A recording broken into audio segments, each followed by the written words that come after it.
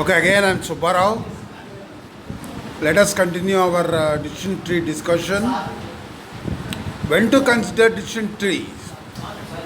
Instances describable by attribute value pairs. When we have attribute value pairs, then we can use decision trees. We can consider decision trees.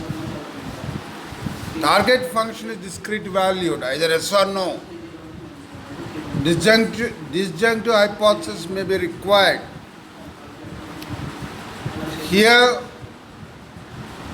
you should be able to represent the decision tree as a disjunction of conjunctions. Possibly noisy training data. In the previous algorithms, we have seen that noisy training data can mislead the algorithm, but here, noisy data is okay. Missing attribute value pairs, missing attribute values. If data is missing, then also it's okay. Medical diagnosis, credit risk analysis, object classification for robot manipulator.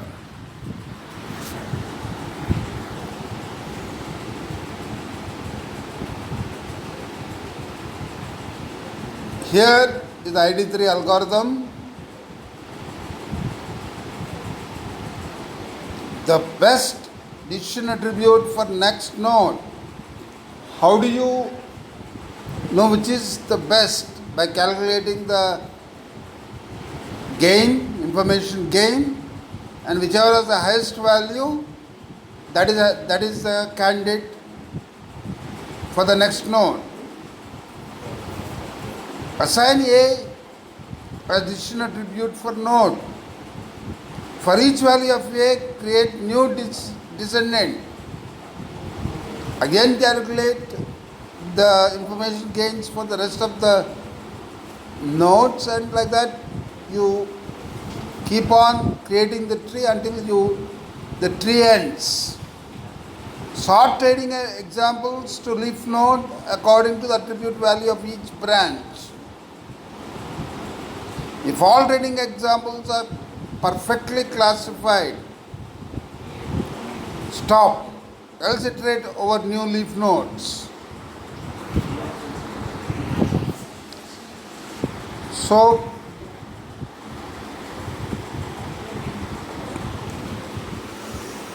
the next question is, which attribute is best? I said whichever is having the highest information gain. Here A1 has 29 positive examples and 35 negative examples.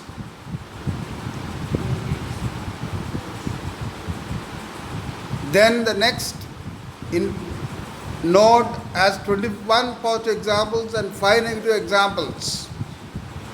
And the third one has 8 positive examples and 30 negative examples. Which is the best? By calculating the information gain, you can decide. A2, another alternative. We have seen A1, A2, another alternative. 29 positive examples and 35 negative examples.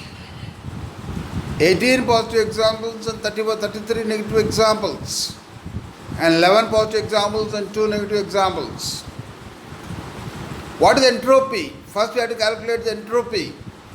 What is entropy? S is a sample of training examples. P plus is the proportion of positive examples and P negative is the proportion of negative examples. Entropy measures the impurity of S. Entropy of S is equal to minus P plus log 2 P plus minus P minus log 2 P minus. By inserting the values of P plus and P minus, you can calculate the entropy of S. Expected number of bits needed to encode class of randomly drawn members of S under the optimal shortest length code. Why? Information theory optimal length code assign minus log 2p bits to messages having probability P. So the expected number of bits to encode plus or minus of random member of S is minus P plus log to P plus minus P minus log to P minus. That is the entropy. Next we have information gain. How do you define gain? How do you define gain of SA? Expected reduction in entropy due to sorting S on attribute A.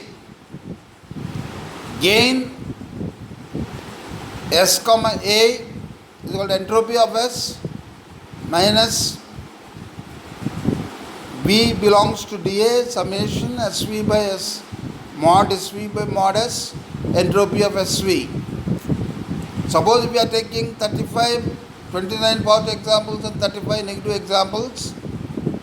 29 negative examples and 35 positive examples. Then the entropy is calculated as 0.99. Similarly, you can calculate for the others.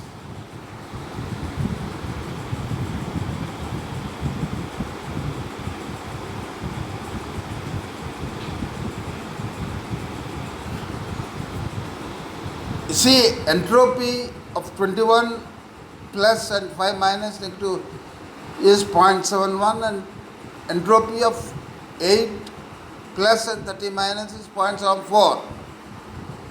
Entropy of 18 plus and 33 minus is 0.94 and entropy of 11 plus and 2 minus is 0.62.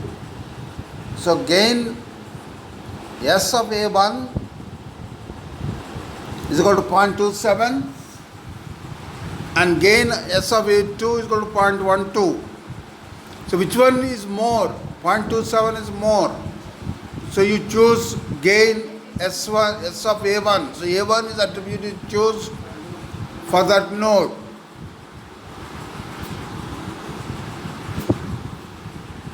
So A1 is attributed to choose for that node.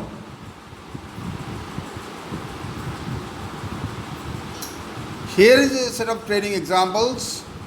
There are 14 training examples and the features are outlook, temp, humidity and wind, and the target concept is play tennis.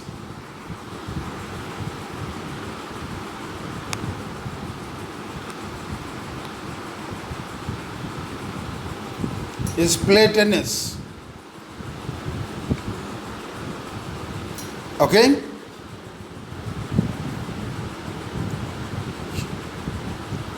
Out of these 14 days, which are best for playing tennis? We calculate through information through a decision tree. We construct a decision tree and then we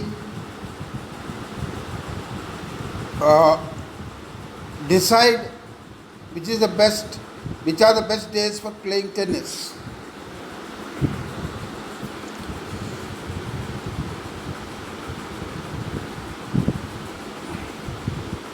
You see,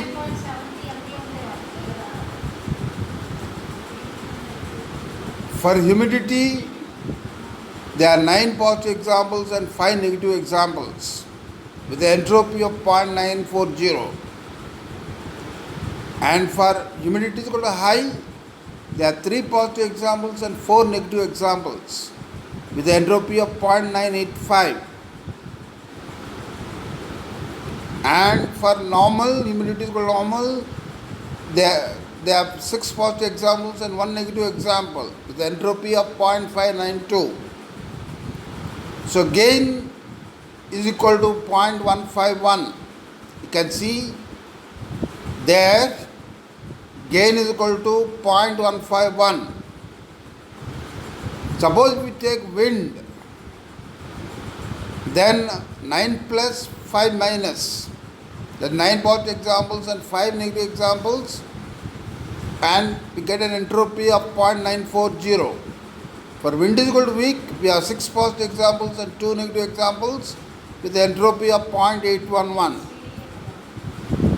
Similarly, for wind is equal to strong, we have 3 positive examples and 3 negative examples with entropy of 1.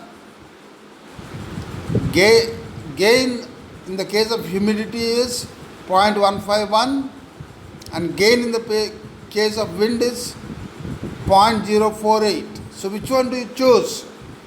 0.151 or 0.048? Obviously 0.151. So we choose humidity as the node.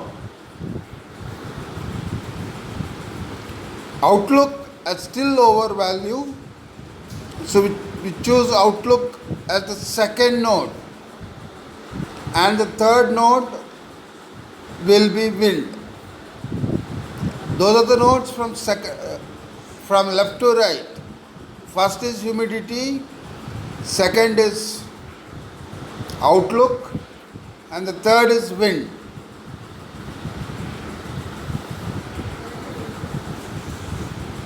The information values for the 4 attributes are, these are the information gain values. For gain S of outlook, it is 0.247. For gain S of humidity, it is 0.151. For gain S of wind, it is 0.048. And for gain S of temperature, it is 0.029. So which one is the highest? 0.247. So we take outlook as the root node. Again we have to calculate for the rest. And humidity, then wind, and so on. Will get to the next node. Rain. Like that, if we can go on calculating, we can construct the decision tree. That is the ID3 algorithm. Okay, I'll tell that in the next class. Thank you for now.